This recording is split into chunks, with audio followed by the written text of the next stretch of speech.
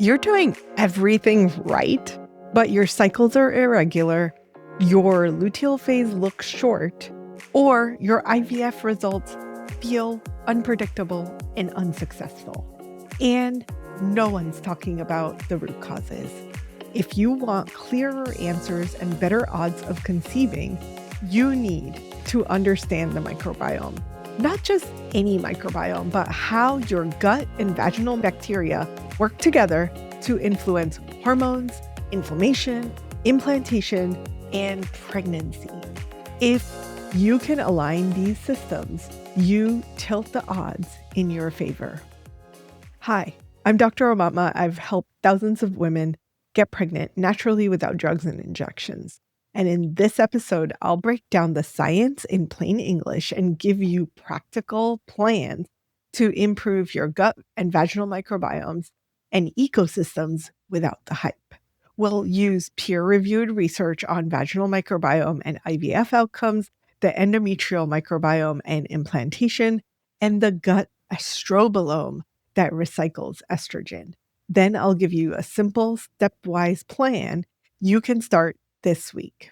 Resources are linked below. So let's get started. What is the microbiome? Think of your body as an ecosystem. Trillions of microbes in your gut and reproductive tract help digest foods, produce metabolites, train immune function, and maintain pH. When the good guys dominate, things are stable.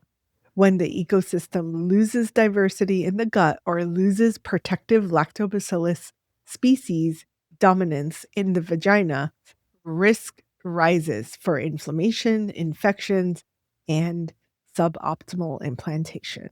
So let's get into the gut hormone axis. And first, we need to talk about the estrobolome. The estrobolome is gut bacterial genes that metabolize estrogens. Certain microbes produce beta-glucuronidase, which can deconjugate estrogens and recirculate them. That can influence estrogen availability, cycle dynamics, endometrial receptivity, and symptoms like PMS or heavy bleeding. Dysbiosis can also promote low-grade inflammation and insulin resistance, relevant for ovulation quality, especially in PCOS.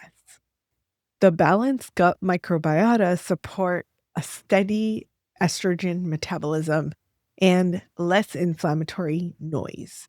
Emerging data suggests that women with PCOS often have altered gut microbiota independent of BMIs. While the cause isn't totally agreed upon, this is a logical therapeutic target to support ovulation. In healthy reproductive age women, the vaginal microbiome is often dominated by lactobacillus, especially Lactobacillus crispatus. These bacteria produce lactic acid that keep the vaginal pH low, ideal between 3.8 and 4.2, deterring pathogens and supporting a receptive environment.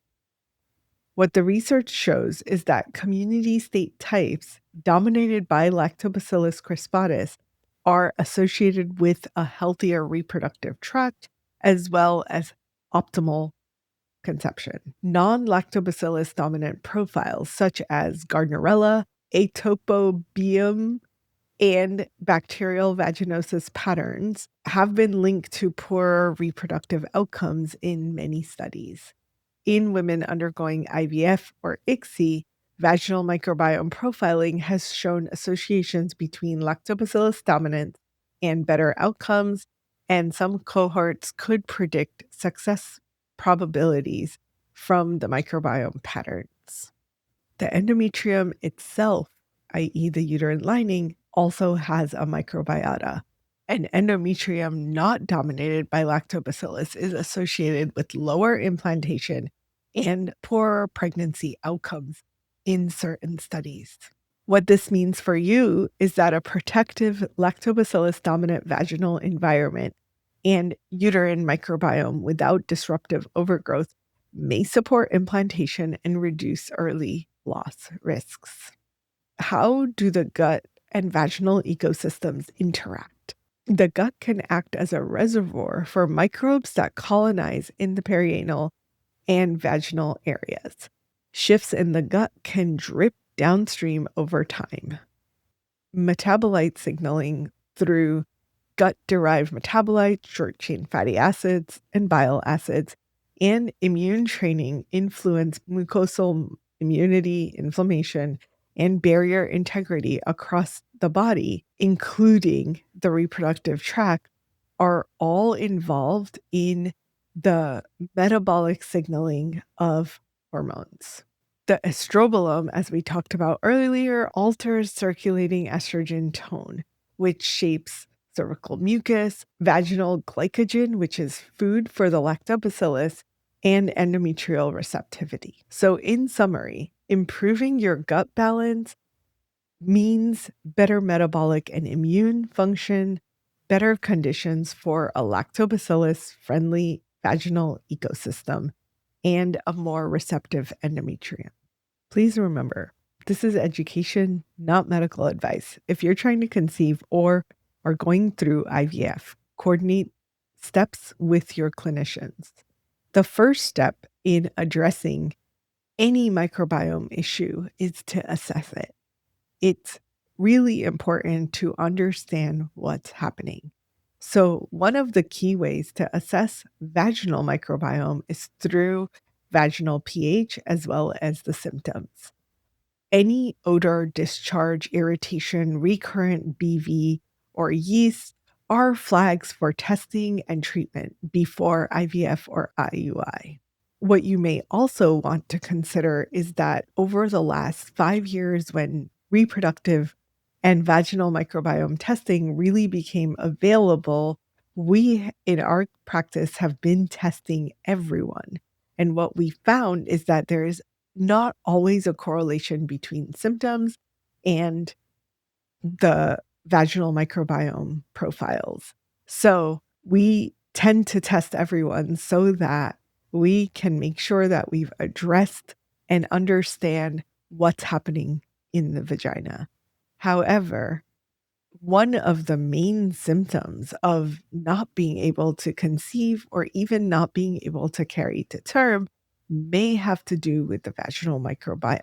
Consider vaginal microbiome testing if you have recurrent BV or yeast infections or have repeated implantation failure while undergoing IVF or recurrent pregnancy loss when trying to conceive naturally. Discuss with your fertility specialist whether it could inform timing or treatment. Now, for the gut screen, it's really important that you don't skip over this. The gut screening involves looking for symptoms in your GI tract, such as persistent bloating, irregular stools, or food triggers that could suggest dysbiosis. Consider a GI workup with your functional medicine provider. You also want to consider metabolic markers like hemoglobin A1C, fasting glucose, insulin, and lipids.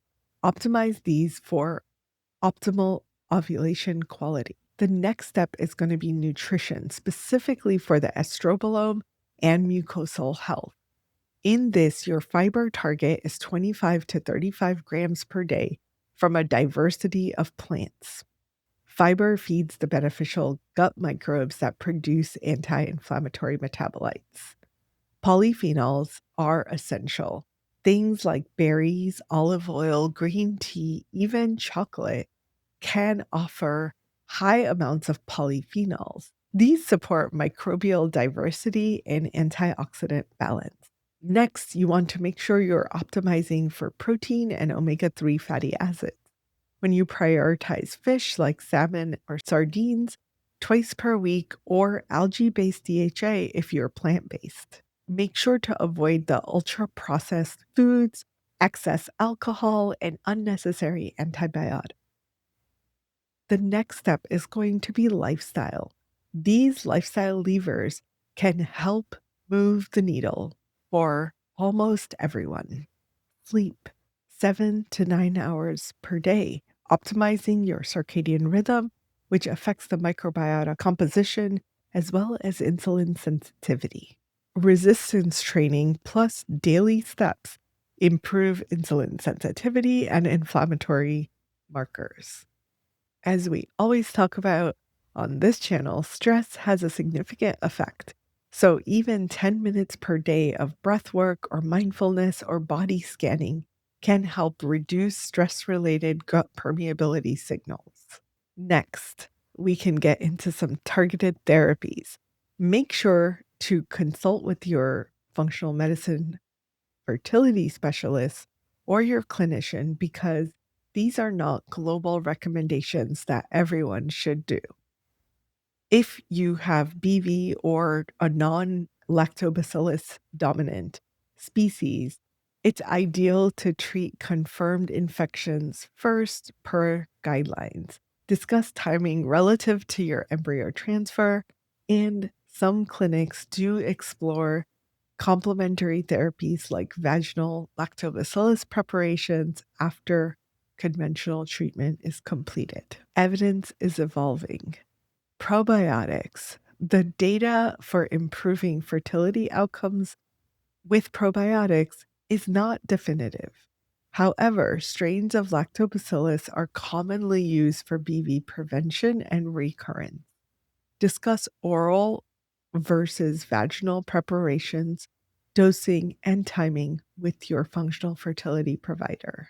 Prebiotics, such as gentle fibers, inulin, or partially hydrolyzed gorgum, can support beneficial gut flora in sensitive guts. Make sure if you are adding in prebiotics that you start slow because you can get a huge amount of bloating or feeling full very easily from consuming prebiotics too quickly. We do want to aim to stabilize the vaginal ecosystem. You want to be symptom-free with a favorable pH. And if you have the ability to retest your vaginal microbiome after treatment, that is the ideal. Before you start an embryo transfer or restart trying to conceive. If you've had implantation failures, ask your clinician whether a uterine assessment is necessary and advisable. To recap, your fertility is not just in your ovaries and sperm, it's an ecosystem.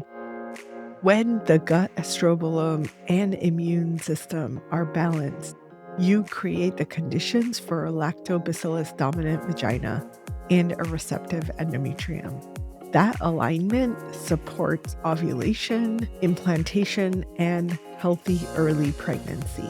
You now have the knowledge to start fixing the inputs that you can control. Make sure to check the link below to get your printable 7-day microbiome to fertility checklist with food swaps, fiber targets, and a clinic conversation guide.